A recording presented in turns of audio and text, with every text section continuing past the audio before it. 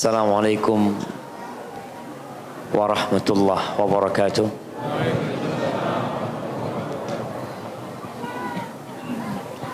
Alhamdulillah alladzi bi ni'matihi tatimmus shalihat. Segala puji bagi Allah Jalla Jalaluh yang karena nikmatnya kebaikan-kebaikan menjadi sempurna, yang karena rahmatnya niat-niat baik hamba dapat terlaksana. Allahumma salli wa sallim wa zid wa barik wa an'im ala sayyidina wa maulana Muhammadin wa ala alihi wa ashabihi wa man tabi'ahum bi ihsanin ila yaumiddin. Ya Allah, semoga salawat, salam, berkah dan nikmat senantiasa Engkau curahkan untuk hamba kekasih-Mu, untuk baginda Nabi kita Muhammad alaihi salatu wassalam, untuk keluarga beliau, untuk istri-istri beliau, untuk putra-putri beliau, dan untuk seluruh sahabat Nabi. Semoga Allah meridhoin kita bersama mereka. Amma ba'd. Jamaah, apa tema kita malam ini? Menikahi janda, menjandakan istri. Apa sih tujuannya nikah? Coba sebutkan 3 tujuan nikah yang udah nikah tuh. Ya, sebutkan. Menundukkan pandangan, terus mendapatkan sakinah, terus yang ketiga mendapatkan rahmat. Ya kurang lebih sama, coba kasih nggak apa hadiah. Taib, antum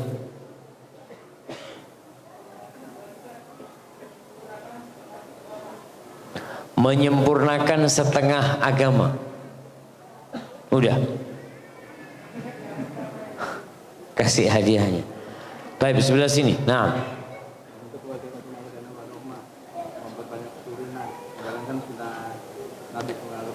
Masya Allah, Masya Allah. Anak kasih yang lebih besar buat antum. Masya Allah. Barakallahu fikum, hayyakumullah. Berapa lama antum nikah?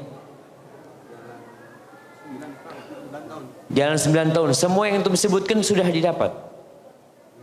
Masya Allah. Menyempurnakan agama, memperbanyak anak keturunan, kemudian mendapatkan sakinah, mawaddah dan rahmah. Ahibati fillah. Tapi ternyata ada orang yang nggak dapat sakinah. Kenapa tema ini anak angkat? Pernah ada satu orang lagi nganter anak ke pesawat. Dia cerita, Ustaz kenal sama fulan. Iya, anak kenal sama fulan. Kata dia, kesian rumah tangganya hancur. Dia nikahin janda, akhirnya istrinya jadi janda. Masya Allah. Kayaknya ini perlu diangkat. Karena tidak sedikit yang menikah berharap untuk mendapatkan istri 2, 3 dan 4, terakhir istrinya tinggal 1. Dia ingin menyelamatkan rumah tangga orang lain, rumah tangganya sendiri tidak selamat. Tujuan nikah sudah disebutkan tadi. Mendapatkan mawaddah, sakinah dan rahmah. Atau sakinah, mawaddah dan rahmah.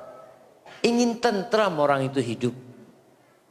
Allah mengatakan Jalla Jalaluh, wa min ayatihi an khalaqa lakum min anfusikum azwaja.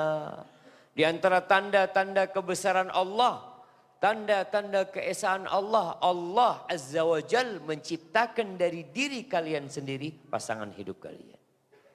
Litaskunu ilaiha. Agar kalian damai. Tentram, condong kepada dia tuh. Wa ja'ala bainakum mawaddatan warahmah. Allah menjadikan di antara kalian mawaddah dan rahmah. Memang ada sebuah rumah tangga yang sakinah nggak dapat, mawaddah nggak dapat, rahmah nggak dapat. Yang didapat hanya kesengsaraan. Aisyah radhiyallahu taala anha pernah bercerita tentang seorang yang menikahi janda dan menjandakan istrinya. Siapa yang tahu sama cerita itu? Anak kasih hadiah. Aisyah bercerita tentang seorang laki-laki yang baik sekali sama istrinya. Kemudian dia tertarik dengan seorang janda, akhirnya istrinya sendiri menjadi janda. Jamaah, ingat enggak antum? Ceritanya Aisyah.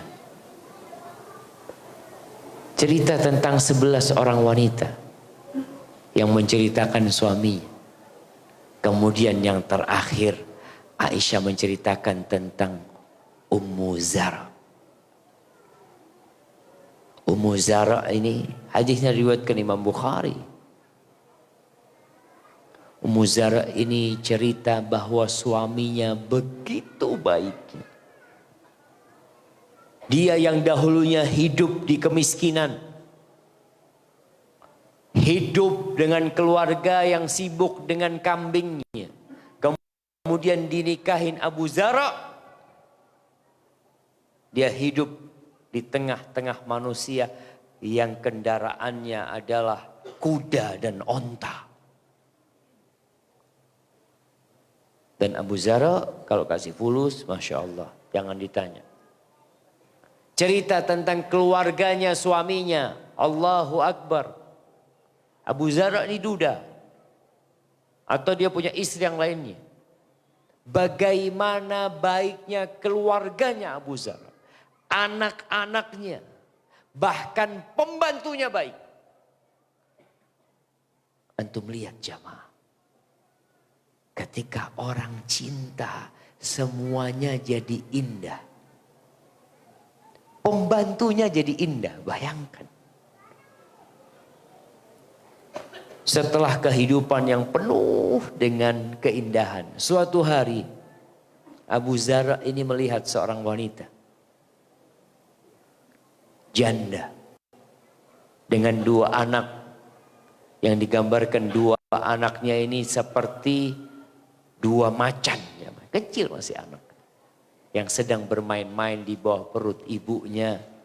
Akhirnya Abu Zara tertarik dengan perempuan itu, maka dia nikahin perempuan tersebut dan dia ceraikan istri.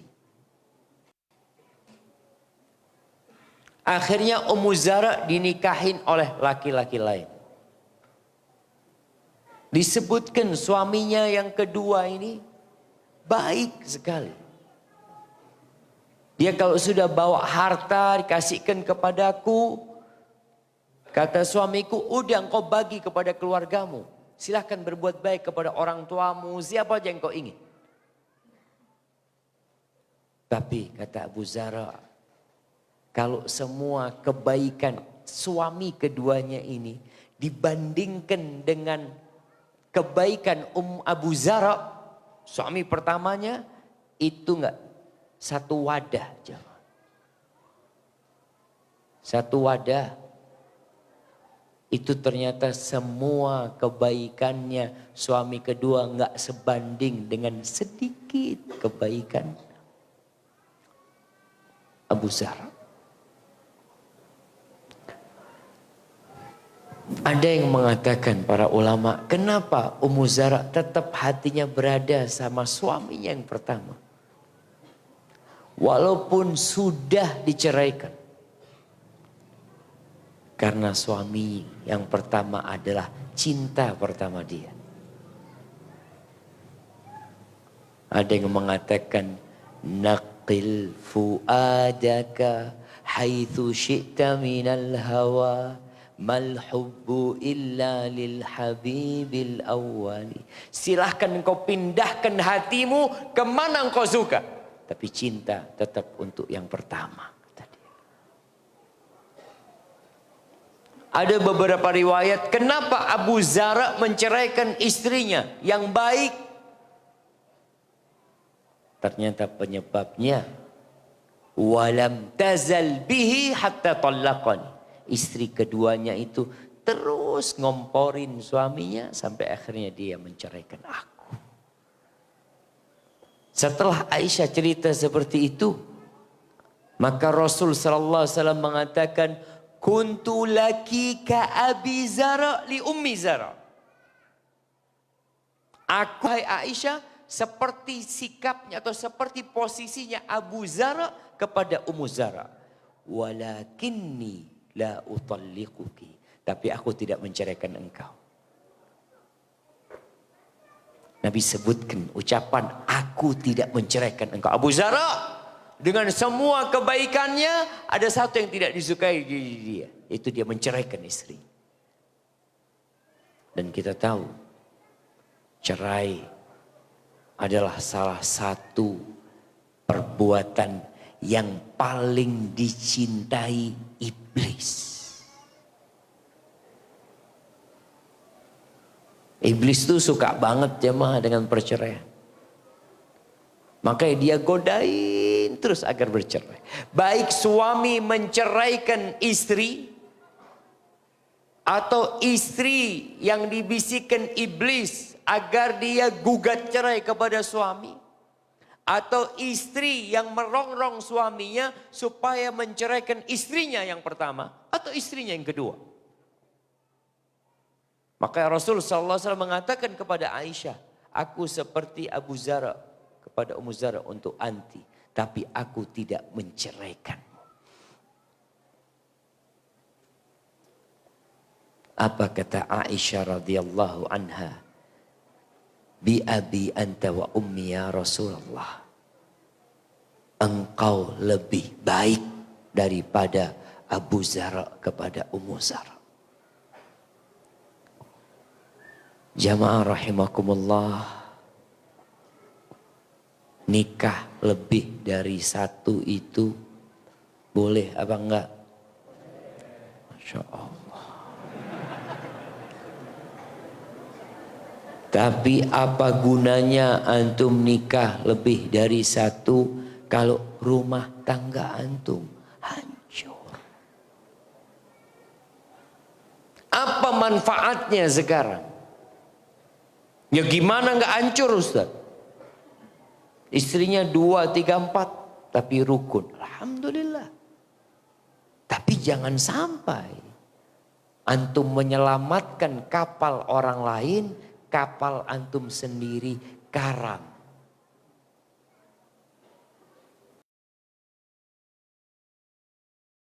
Banyak kondisi jamaah. Ada orang-orang yang sukses. Ada orang-orang yang gagal. Ya Zat. Tapi kan kita nggak akan tahu kita sukses atau gagal kalau nggak dicoba, Ustaz. Antum mau coba-cobaan. Cukup kegagalan orang lain pelajaran buat antum. Jamaah rahimakumullah. Allah Azza wa Jal membolehkan poligami. Di surat An-Nisa ayat 3. Siapa yang hafal ayatnya? Anda kasih hadiah. Ayat poligami. Nah, fadhol jamaah. Antum pura-pura nggak hafal antum jamaah. Allah mengatakan, wa in khiftum alla tuqsitu fil yatama fankihu ma taba lakum minan nisa mathna wa thulatha wa ruba'. Kalau kalian takut tidak bisa berbuat adil dengan menikahin anak-anak yatim itu, maka nikahilah wanita yang baik-baik. Berapa? 2, 3, dan 4. Tapi fa in khiftum alla ta'dilu fawahidah. Kalau kalian takut tidak bisa berbuat adil, maka cukup 1. Au ma malakat aymanukum dzalika adna alla ta'ulu. Atau dari budak-budak kalian. Itu lebih mudah buat kalian daripada kalian akhirnya melakukan kezaliman nantinya. Para ulama ijma' bersepakat atas bolehnya poligami, tapi dengan syarat.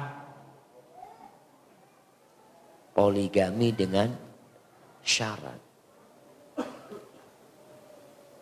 Ada 2 syaratnya. Ada sebagian yang menambahkan syaratnya 3. Yang 2 mengatakan pertama adalah syarat adil dalam pembagian nafkah, pembagian malam, sandang, pangan, dan papan. Bukan pembagian cinta. Karena nggak bisa adil kalau berbagi cinta. Manusia itu ya terus terang. Kalau dia punya 2 istri, yang satu baik, yang satu cerewet, ember. Kira-kira dia lebih cinta sama yang mana? Hadza Ustaz, kalau istri ana. Yang kedua Ustaz, Masya Allah. Oh iya baru. Coba udah lama. Nah ada yang seperti itu. Maksudnya dia dengan istrinya Allahu Akbar. Tapi kalau ke istri pertama nggak nafsu Ustaz. Akhirnya istri yang pertama ngomong kamu didukunin. Enggak Ustaz. Bukan didukunin. Memang gimana kita mau hasrat Ustaz? Ngomongnya. Nyelekit. Dikit sakit hati Ustaz. Gimana kita mau? Mau ngelihat wajahnya nggak suka? Kadang-kala seperti itu terjadi. Jadi kalau bicara urusan hati. Susah mau bisa berbuat adil. Apalagi istri kedua kadang-kala pinter ngambil hati. Ya antum harus sadar loh, kadang-kala yang nikah 2 itu istri keduanya belum punya anak. Istri yang pertama anaknya udah 8. Oh bismillah, Masya Allah. Ibu-ibu sakit hati kayaknya. Pakai lempar-lempar botol segala. Kayaknya anak perlu pakai payung ya mah. Astagfirullahaladzim. Ana izin minum dulu jamaah.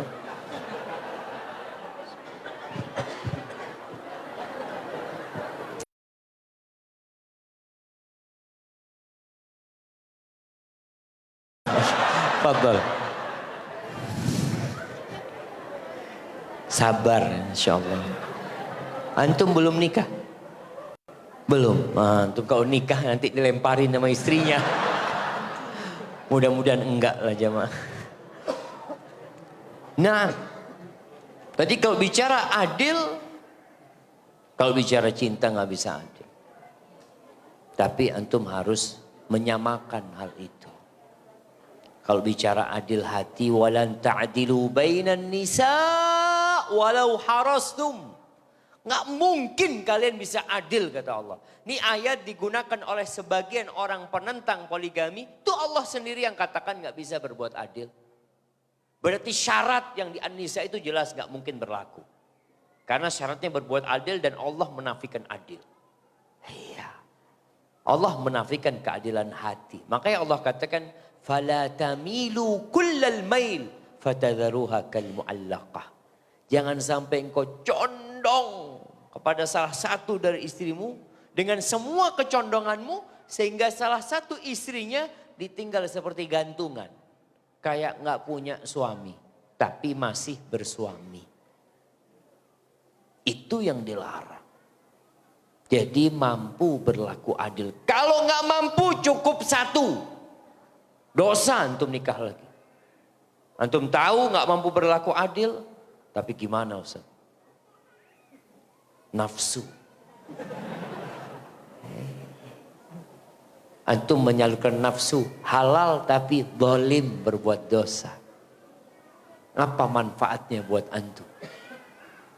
Adz-dzulmu dzulumat yaumal qiyamah. Kezaliman itu kegelapan pada hari kiamat. Itu syarat yang pertama. Syarat yang kedua, mampu memberikan nafkah kepada istri-istrinya. Mampu memberikan nafkah. Itu buka pintu rizki, Ustaz. Katanya ada cerita, nikah 1 masih miskin, nikah 2 masih miskin, nikah 3 masih miskin, nikah 4 alhamdulillah kaya, Ustaz. Mungkin rizkinya kalau 4 istrinya. Kalau antum mampu memberikan nafkah silahkan. Kalau nggak mampu, antum tanggung jawab di hadapan Allah Subhanahu wa taala. Karena di surat An-Nur ayat 33 Allah mengatakan wal yasta'fif alladzina la yajiduna nikahan hatta yughniyahumullah min fadli. Hendaklah laki-laki yang tidak memiliki harta untuk menikah, dia jaga dirinya, jangan nikah. Sampai kapan? Sampai Allah kasih karunia harta baru nikah. Kalau nggak mampu, antum ngambil anaknya orang. Sebelum nikah sama antum, iya Ustaz, anak cari yang sudah banyak fulusnya Ustaz. Biar dia ngasih nafkah sama diri sendiri. Atau anak numpang nafkah sama dia. Astaghfirullahaladzim. Tidak seperti itu laki-laki. Laki-laki itu mulia, salah satunya karena memberikan nafkah. Yang tidak mampu, tidak punya harta, cukup 1. Jangan cukup 1, nggak nikah. Bukan 1, 2 jemaah, nggak usah nikah. Terus Ustaz, fitnah wanita bagaimana? Ya puasa tuh. Anak nggak kuat puasa Ustaz. Gimana kira-kira jemaah? Kalau nggak kuat puasa, antum jangan keluar rumah. Fitnah banyak di luar, nggak kerja Ustaz. Ya udah. Kira-kira kalau nggak kuat puasa gimana jemaah? Tundukkan pandangan. Karena ada orang yang puasa tapi tidak menundukkan pandangan, sama aja. Muncul di masyarakat suami yang menikah dengan istri yang kaya, istri yang kasih nafkah sama suami, suami kawin lagi sama duitnya istri. Zalim apa enggak zalim? Enggak Ustaz, istri ridho. Oh, kalau istri ridho enggak apa-apa jemaah. Istrinya modalin suaminya, nih bang mau kawin lagi, fadhol. Perlu dicari istri kayak gitu tuh jemaah. Istri modalin suami kawin lagi, Masya Allah.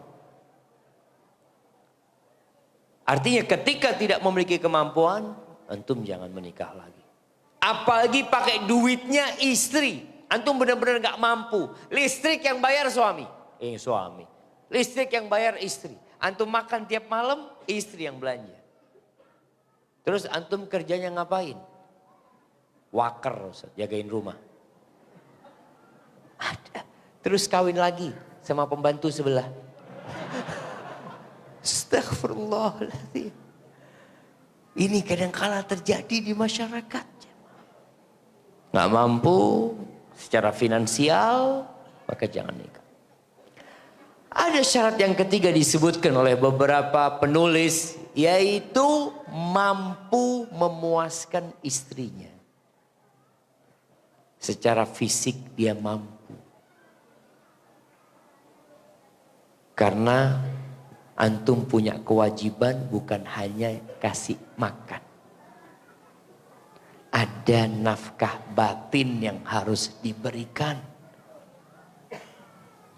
Allah mengatakan, walahunna mithlul ladzi 'alaihinna bil ma'ruf walirrijali 'alaihinna darajah.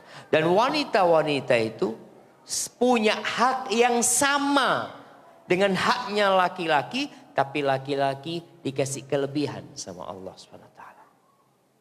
Makanya perempuan itu boleh gugat cerai kalau ternyata suaminya maaf tidak melayani dia. Karena tujuannya menikah salah satunya menyempurnakan separuh agama. Tadi nafsu yang dibawa perut selesai. Tapi suaminya ternyata tidak memberikan hak itu. Kalau antum punya 3 syarat ini, tafadhol. Ustaz, lebih baik 1 apa 2? Ustaz? Jamaah, lebih baik 1 atau 2? Masya Allah. Ini kalau emak-emak dengar antum, jemaah, turun lagi botol ntar. Kita kayaknya salah pilih masjid, jemaah. Ini kajian kita kalau emak-emak di atas nanti loncat lagi botol lagi. Kayaknya harus dikasih apa? Astagfirullahaladzim. Baik, sebagian ulama mengatakan kalau mampu 2, 3 dan 4. Sebagian lagi mengatakan enggak. Yang lebih baik itu 1. Kalau cukup dan sudah memenuhi hajatnya. Artinya kalau engkau dengan 1 itu cukup. Hajatmu semua terpenuhi. Tujuan pernikahan itu semua sudah engkau raih dalam rumah tanggamu, cukup 1. Karena nikah lagi itu ngundang badai.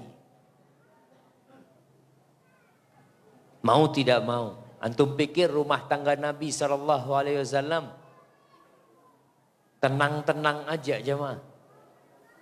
Ribut kadang-kala istrinya. Berantem istrinya. Berantem istri Nabi. Sampai Nabi SAW meninggalkan semua istrinya. Jadi kalau antum dengar cerita dulu, ada orang istrinya 4 tidurnya di masjid. Iya. Cerita seorang ustadz. Masya Allah. Ustadz itu senang cerita sama anak. Ini orang Masya Allah. Tiap pagi sebelum subuh selalu ada di masjid. Adzan. Ya Allah. Apa rahasianya antum bisa selalu sebelum waktu adzan sudah di masjid. 2 istrinya mas. Kata dia. Oh, bisa dicoba ini kata dia. Nikah dia jemaah. Masya Allah. Betul jemaah. Sebelum subuh udah di masjid. Dia lihat. Kamu kok di sini? Iya, nggak bisa tidur di rumah kata dia. Akhirnya tidurnya di masjid, ya mah. Makanya dia selalu adzan subuh. Itu temennya sama setelah nikah lagi di masjid tidurnya. Artinya ada orang yang memang nggak berhasil, yang tidak bisa memanage konflik yang terjadi. Rasulullah SAW bertahun-tahun berusaha memperbaiki istrinya. Akhirnya beliau melihat, oh kayaknya harus diberhentikan bergaul sama istrinya. Didiamkan semua istri. 1 bulan. Beliau nggak tidur di rumahnya. Tidur di kebun. Iya, sallallahu alaihi wasallam. Istrinya minta tambahan nafkah, yang satu ribut, minta keadilan. Sampai kirim Fatimah, mintakan keadilan kepada bapakmu. Itu istri-istri Nabi sampai ngutus putri Nabi SAW. Artinya ketika orang menikah lebih dari satu, mau tidak mau konflik itu terjadi. Wajar jamaah. Antum bininya satu ribut. Bininya satu. Gimana kalau dua? Enggak Ustaz. Ini gara-gara satu. Kalau dua insya Allah Ustaz tenang Ustaz. Ada orang yang mungkin berhasil sukses jamaah. Tapi tetap konflik itu terjadi. Makanya kalau bicara sebagian ulama mengatakan. Ini ada dua pendapat ulama memang. Mana yang lebih utama? Nikah dua atau satu? Sebagian mengatakan satu. Kalau itu sudah memenuhi kebutuhanmu. Tujuan pernikahan sudah semua terpenuhi. Maka cukup satu. Seorang ulama Syafi'iyah. As-Saymari. Atau As-Saymari. Nah, As-Saymari. Disebutkan dalam kitab Majmu' Nawawi insyaAllah. Dia mengatakan. Illa annal mustahab. An la yazida ala wahidatin. Ketika dia berbicara tentang poligami. Lalu dia sebutkan. Menurut dia nih. Yang dianjurkan itu. Tidak menambah lebih dari satu. La siyama fi zamanina hadha. Apalagi di zaman kita sekarang. As-Saymari ini meninggal tahun 405 Hijriah. 1000 tahun yang lalu jamaah. Dia sudah pening ngelihat masalah ta'adud di zaman dia. Dia mengatakan menurut dia, ini pendapat. Nah, katakan pendapat. Di zaman kita kalau cukup satu lebih baik satu. Kenapa? Karena mau tidak mau ada yang menikah lagi anaknya jadi korban. Sampai ada cerita bagaimana anak itu tulis surat. Menceritakan kondisi rumah tangganya. Rumah tangga bapaknya. Sakinah yang diinginkan hilang. Anak-anak melihat selalu bapaknya ribut sama ibunya. Ibunya mungkin yang nuntut cerai. Terus-terusan. Si suami kebingungan. Ada yang tanya sama seorang syekh. Syekh, anak nikah dua syekh. Alhamdulillah, kata dia. Tapi istri ana sekarang yang pertama kayak orang kesetanan. Iya jangan. Kayak orang kesetanan. Sampai dia nggak tahulah teriak-teriak. Nanti reda, nanti rame lagi, ribut. Akhirnya anak-anak nggak terurus. Apa yang harus ana lakukan? Apa yang harus ana lakukan? Ana ceraikan istri ana yang pertama, atau ana tetap berdua, atau ana ceraikan yang kedua. Kalau antum pilihannya yang mana coba? Nah, antum, iya. Pakai baju hijau. Gimana? Cukup satu. Ini udah dua istrinya cukup satu. Antum mau satu aja, nggak mau nambah.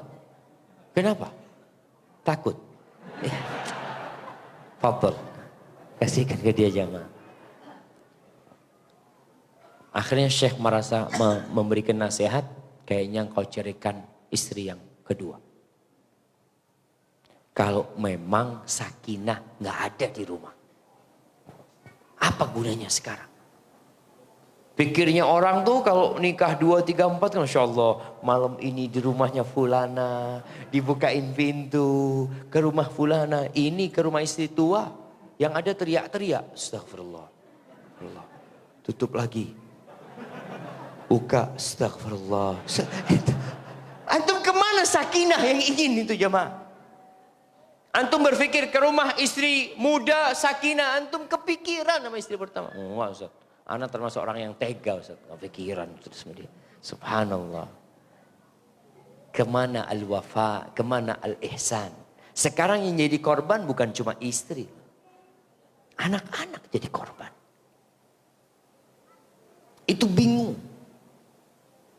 Anak tidak terurus. Maka Syekh memberikan wasiat, kalau engkau nggak mampu sudah memanage konflik, cukup satu sudah.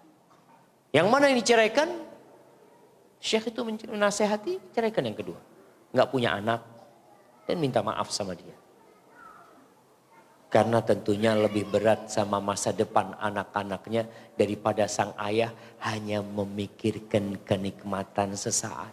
Kalau memang nggak mampu. Al-Mirdawi yang madhabnya Hambali mengatakan wa yustahabbu aidan an la yazida ala wahidah, dan dianjurkan pula untuk tidak menambah lebih dari satu.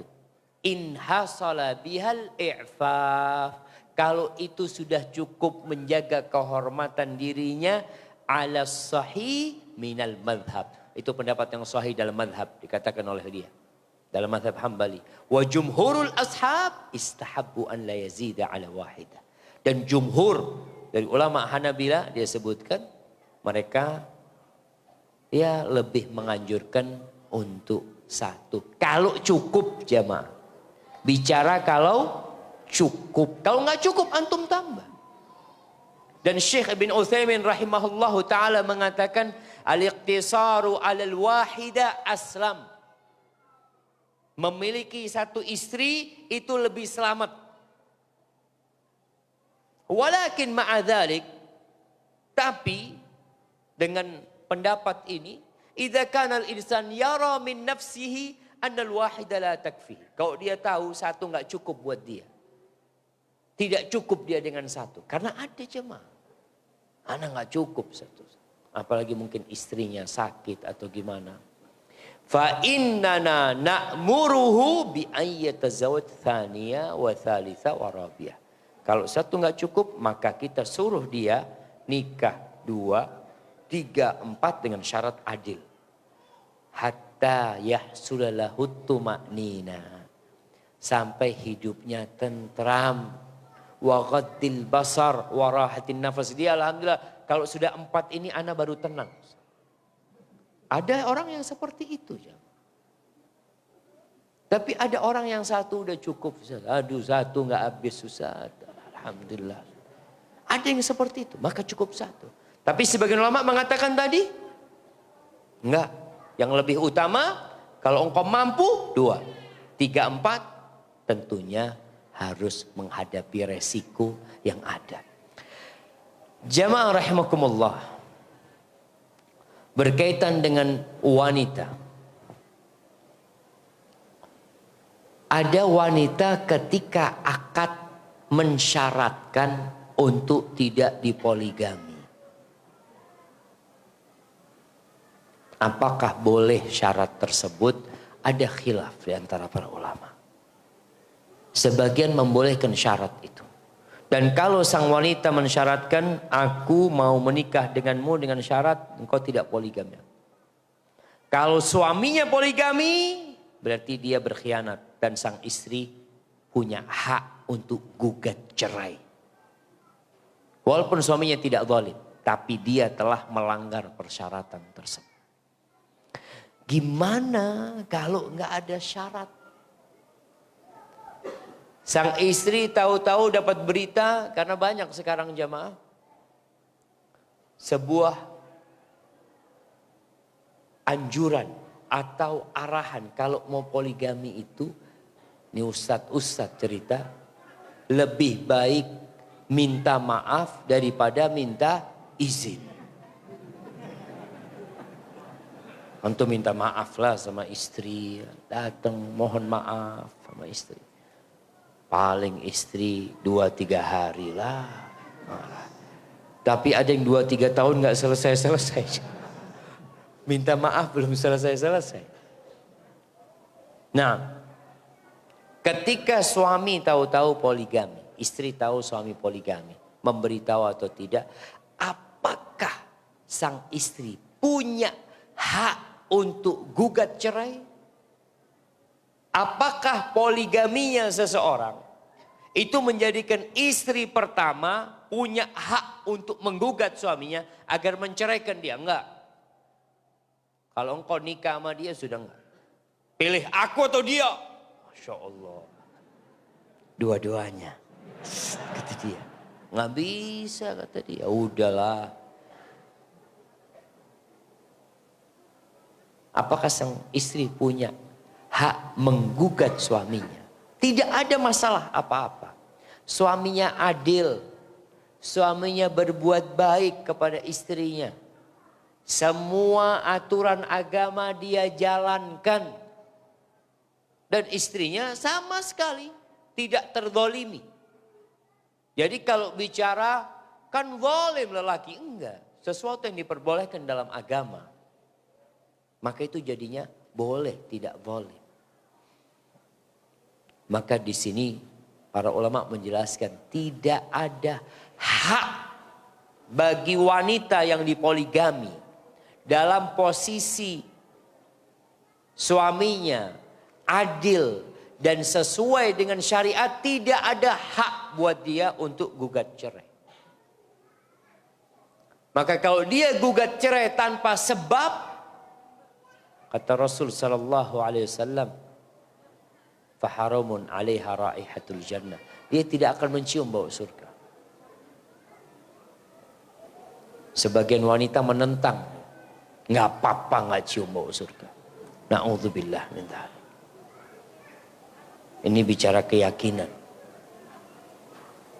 Jadi manusia itu pelit, bakhil dengan haknya. Makanya kalau bicara wanita, wanita itu ingin suaminya cukup sama dia. Nggak boleh ada orang lain.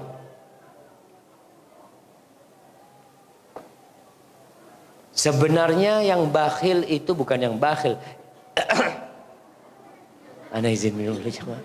Ana jadi takut-takut ngomong jemaah.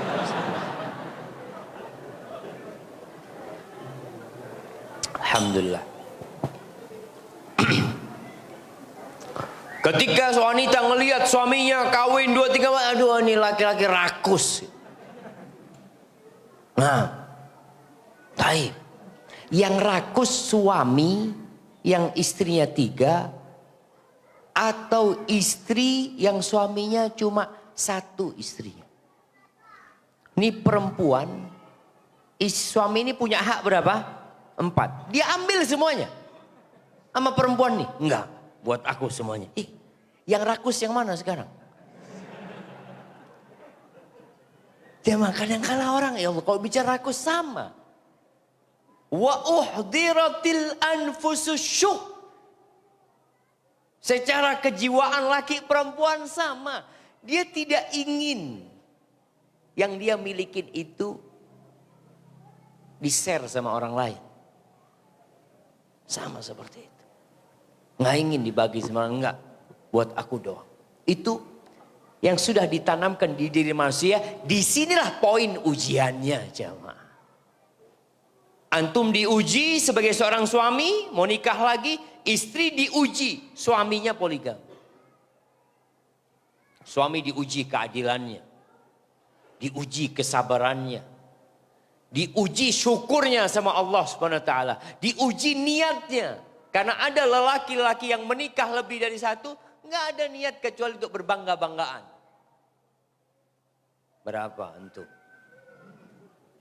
Ana wahid. Oh, baru wahid. Ana sudah itsnain. Masya Allah. Itsnain. Iya, ana wahid di 4 kota. Wahid. Jadi hanya untuk bangga-banggaan jemaah. Astaghfirullahaladzim. Nah, kalau niatnya hanya untuk berbangga-banggaan, antum akan melakukan kezaliman, tapi antum tidak sadar dengan kezaliman antum. Karena beda niat. Tapi kalau tadi niatnya enggak, ana memang enggak cukup. Ana ingin memperbanyak umat Nabi Muhammad SAW. Ana dari istri pertama ini cuma punya anak 2 Ustaz. Sedangkan target ana 13. Pakai target segala jemaah. Makanya kalau orang seperti itu, dia ingin benar niatnya untuk memperbanyak umat Nabi SAW. Bukan untuk bangga-banggaan, enggak Ustaz.